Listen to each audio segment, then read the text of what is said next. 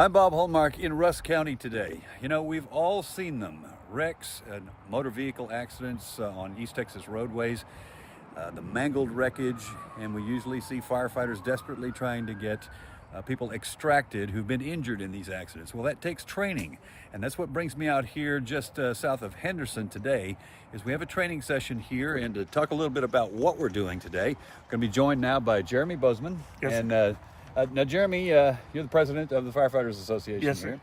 sir. Tell us a little bit about what people are learning today. So the class that we're going through today is a Common Vehicle Rescuer Tech 1. We learn the basic surroundings of using the jaws of life, is what people know as the jaws of life, the rescue tools. Right. How to stabilize a car, how to efficiently and effectively get a person out of a vehicle that's possibly trapped. There we go. And now what we're talking about is time and efficiency here, because as we've been told before, time is of the essence, which is why training is so important, because once you get on scene, you can't lose valuable time trying to decide what you're going to do. Yes, sir. They have what they call, and it's always been called, the golden hour. The golden hour starts when the call goes out to dispatch. So the golden hour is once the call goes out to dispatch, you have an hour from that call to the time that person gets on the surgery table, if need be, at the hospital.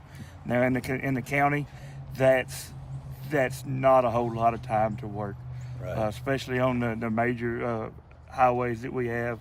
The traffic out in the county, it may take us 20 minutes just to get to the scene. Right, which is important why you can't take 20 minutes to make a decision on something. That's Absolutely what not. this training is about. Is there's so many factors in this. You have to assess the accident, you have to assess the damage to the vehicle, you have to assess how the person is trapped and whether their injuries are so severe that you've got to get them out right Yes, now.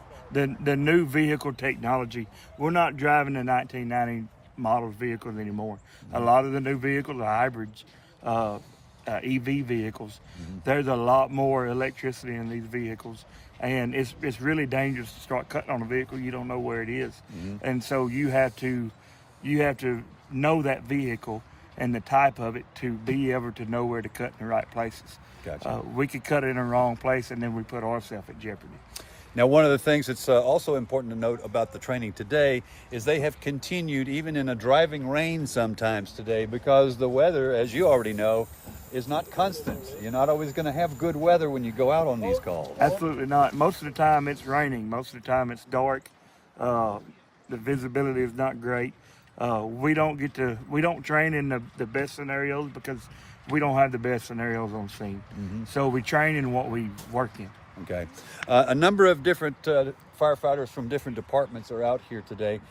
This training is essential for the firefighters because, as you just stated, they need to know exactly what to do, exactly when they get there, and not be taking time to make a decision. Yes, sir. So after this class, everybody will have a certification to be able to operate the jaws of life and to be able to manage the scene.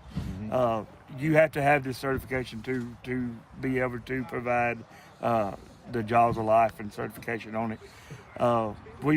We've got 36 students to this weekend. We've got 3 from around Austin area, and we got several from Smith County, and then the rest of them are here from Rusk County. So we've got a great turnout, and just training is our goal. All right, and I think the final thought here is that you're talking about techniques here that could save lives, because seconds turn into minutes, minutes turn into hours, and you have to be able to make those decisions within seconds, and it could mean life or death for somebody. Yes, sir. The best scenario I can give you is, sometimes it takes the ambulance 10, 15 minutes to get on scene, sometimes longer.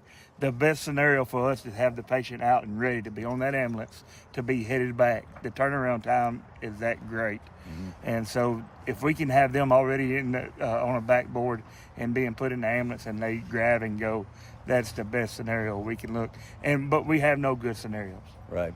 And you'll be continuing this training tomorrow as well? Yes, sir. Yes, sir. All right. Jeremy, thank you. Appreciate it. Yes, sir. All right.